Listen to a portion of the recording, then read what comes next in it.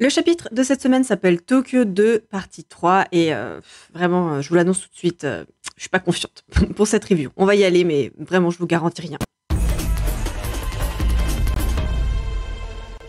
Vous l'avez senti, mon désarroi dans l'introduction? Non, parce que là, c'était compliqué, hein, je vous le cache pas. Hein. Je pense que globalement, à la fin de ce chapitre, on était tous un peu comme Yuji. Hein, vous savez, quand Gojo lui explique les principes de l'exorcisme dans la cave, là, à la fin de la lecture, j'étais genre, ouais, c'était grave cool, hein, mais j'ai pas tout compris, là. Non, mais vraiment, plus sérieusement, pour la toute première fois depuis que je fais cette review, donc depuis le mois de septembre, hier soir, j'ai soufflé. Je me suis dit, non, je vais pas la faire, je m'en sens pas capable, je n'ai pas signé pour ça. Avant de me raisonner, de me dire que si, j'avais totalement signé pour ça.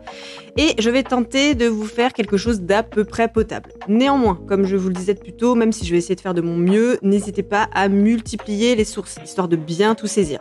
Et j'espère que vous me pardonnerez certaines de mes approximations dans cette review, parce qu'a priori, il va y en avoir. N'hésitez pas non plus à laisser un pouce à la fin de votre écoute pour au moins l'effort, hein, j'aurais tenté. Donc du coup, chapitre entièrement consacré au combat Charles versus Akari, hein, et plus particulièrement sur le fonctionnement de l'extension du territoire de ce dernier. Le chapitre commence littéralement là-dessus, hein, puisque comme dit la semaine dernière, les règles du territoire d'Akari s'imposent à Charles et à son esprit. Et puis on est parti, on y va pour l'explication. Vous vous souvenez de mes théories de la semaine dernière, hein, sans surprise, vous pouvez faire comme si vous n'aviez rien entendu, parce qu'évidemment, c'était bien trop simple. Donc je vais faire deux explications. La première ultra simplifiée qui va tenir en 2 phrases pour saisir le principe global de l'extension. Et on va détailler un peu plus ensuite dans une seconde partie pour celles et ceux qui veulent aller un peu plus au bout des choses. L'extension du territoire d'Akari prend place dans un pachinko. Ce qu'on peut noter déjà, c'est qu'Akutami avait parlé des pachinko par le passé, hein, dans le chapitre 64 quand Yuji va tuer le temps là-bas, et qui s'est fait taper sur les doigts par ses éditeurs parce que bon, ça se fait pas trop de parler des jeux d'argent dans un manga destiné à un jeune public, tout du moins un public non majeur, et qui récidive en basant l'entièreté d'un territoire là-dessus. J'adore comme il s'en balance et il fait exactement ce qu'il veut. Bref, on en revient à nos moutons. Donc le pachinko est une machine qu'on pourrait comparer aux machines à sous des casinos qu'on peut trouver chez nous, avec une petite subtilité que je vous expliquerai dans la version détaillée.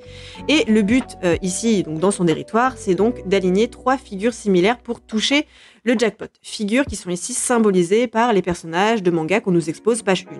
Et ce qu'il faut comprendre donc pour le principe de cette extension, c'est que ces figures tournent en permanence, hein, jusqu'à ce que les 3 mêmes personnages soient alignés et que donc le jackpot tombe.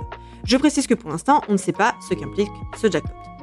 Voilà, si j'étais à votre place et que je ne me tirais pas une balle dans le pied à faire cette review, je m'arrêterais là parce que pour la compréhension du chapitre, je trouve que à ce stade, ça suffit.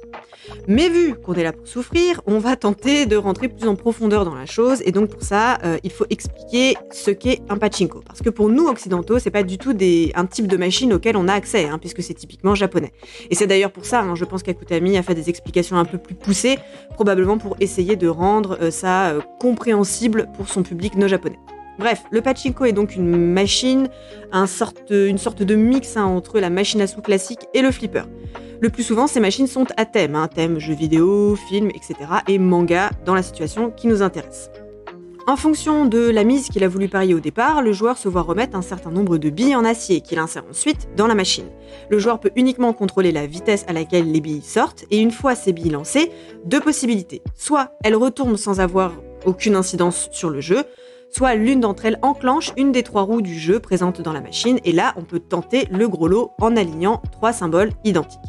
Et puis si on aligne ces 3 symboles, hein, c'est un peu comme chez nous, on peut choisir de rejouer les billes ou de les échanger contre des objets qui eux-mêmes pourront être échangés contre de l'argent par la suite. Je ne vais pas rentrer plus dans le détail de la législation japonaise sur le jeu, mais sachez que c'est fascinant si vous voulez faire vos propres recherches, mais la page Wikipédia est une petite pépite. Bref, le principe du pachinko est maintenant posé, on va pouvoir passer à la suite.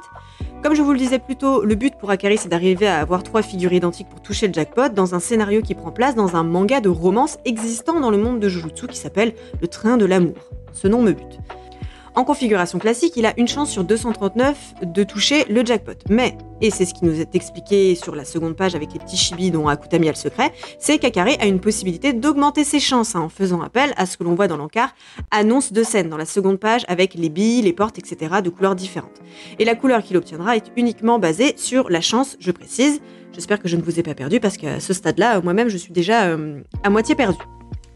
J'en finis avec les explications et je remets tout ça ensuite en perspective par rapport aux événements du chapitre. Si Akari obtient 2 personnages identiques, ça enclenche une cinématique à fiabilité diverse, encore une fois basée sur le principe du hasard.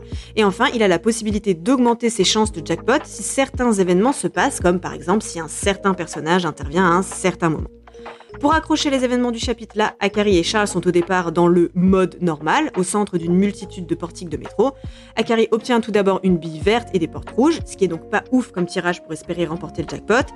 Il obtient ensuite un double personnage, le numéro 4, ce qui lance l'animation carte de transport, qui échoue puisque le 3e personnage qui tombe est le numéro 5. Donc retour à la case départ, c'est-à-dire le mode normal avec les portiques de métro, et on recommence. Comme je vous le disais, le pachinko tourne en permanence. Second tirage donc, cette fois-ci, Akari obtient des portes dorées, qui est pour le coup lui un très bon tirage, ce qui enclenche la cinématique du dernier métro. Il obtient encore un double personnage, le 3 cette fois-ci, et à ce stade, la seule chance pour Charles de l'emporter, enfin, tout du moins pour que Akari ne remporte pas le jackpot, est que le personnage de Yume monte dans le métro. Ce qui n'est pas le cas puisque Yume le rate pour rester avec le protagoniste masculin du manga, et donc ça augmente à ce moment-là considérablement les chances pour Akari de voir le jackpot tomber. Et c'est ce qui arrive puisque un troisième symbole identique est aligné, c'est gagné, et le chapitre se termine sur un bon gros coup de pied dans la bouche de Charles. Franchement, large, la capacité la plus complexe du manga, à côté celle de Gojo ou Kirara, c'est vraiment du pipi de chat. J'espère que ça aurait été à peu près clair, j'ai fait du mieux que j'ai pu. Comme souvent, je vous invite à relire le chapitre si pour le coup c'est pas clair, et comme je vous le disais au début, multipliez les sources, et puis sinon vous avez toujours l'option de l'explication simplifiée du début de vidéo qui pour moi, à ce stade tout du moins, est suffisante pour la compréhension. Ce qui est fou dans cette extension, déjà c'est la création, le niveau de détail qui a mis Akutami, tous les personnages ont leur propre descriptif. Il a inventé une histoire entière uniquement pour ce moment-là, et c'est presque trop dans le niveau de détail. Je me plains pas, attention, mais c'est vrai que ça a peut-être du coup eu tendance à complexifier, à rajouter des informations un peu parasites dans un concept qui était déjà pas évident à aborder à la base. Et puis dans la narration, cette extension, ce qui ressort vraiment, c'est la position attentiste dans laquelle se retrouve l'adversaire, qui est vraiment spectateur du jeu, qui est en train de se dérouler sous ses yeux. Il est condamné à attendre et à subir les événements. On comprend du coup d'autant plus la méfiance des supérieurs à l'égard d'Akari, dans la mesure où effectivement c'est un pouvoir qu'on ne peut pas contrôler totalement à l'image de son utilisateur. Et honnêtement, je sais pas si c'est mon côté chauvin qui ressort, mais je trouve que Charles s'en sort pas si mal compte tenu de la situation, puisque contrairement à la majorité d'entre nous, il comprend tout de suite les subtilités du territoire d'Akari et essaie de faire du mieux qu'il peut dans la mesure où il reste tributaire de la chance que va avoir Akari ou non.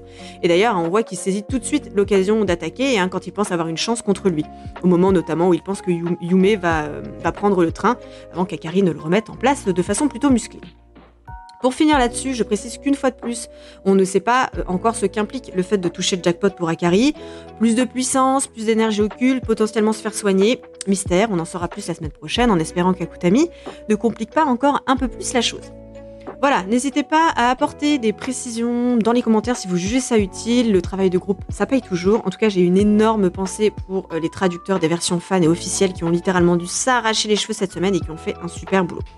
Maintenant qu'on en a fini avec les explications, on va pouvoir terminer en douceur avec 2-3 petites remarques que j'ai à faire sur les personnages, Akari principalement. Vous vous souvenez quand il traitait Charles de sale geek la semaine dernière ? J'ai réalisé un truc, c'est qu'en fait, Akari est lui-même un énorme weeb. Je m'explique. Déjà, son extension prend littéralement place dans un manga, et plus subtil, la semaine dernière, on avait aussi quelques indices. Il avait les refs à Digreman et à Captain Tsubasa que Charles lui balançait, et aussi quand Akari disait justement que les gens comme Charles, sous-entendu les otaku, trouvent toujours une raison de se battre, en fait, clairement, il se parlait à lui-même, puisqu'on sait qu'il s'est fait virer de l'école après une embrouille avec les supérieurs. Akari est le personnage typique de shonen, et insérer ça de cette façon, le manga dans le manga, rajoute une couche de méta que je trouve très cool. Ce que je trouve cool aussi, chez Akari, c'est le contraste entre ce qu'il dégage et ce qu'il est vraiment. Ça faisait partie de ma réac Twitter d'hier soir. C'est-à-dire que sous ses airs d'énorme tchad, mal alpha, appelez ça comme vous voulez, il est en fait super soft.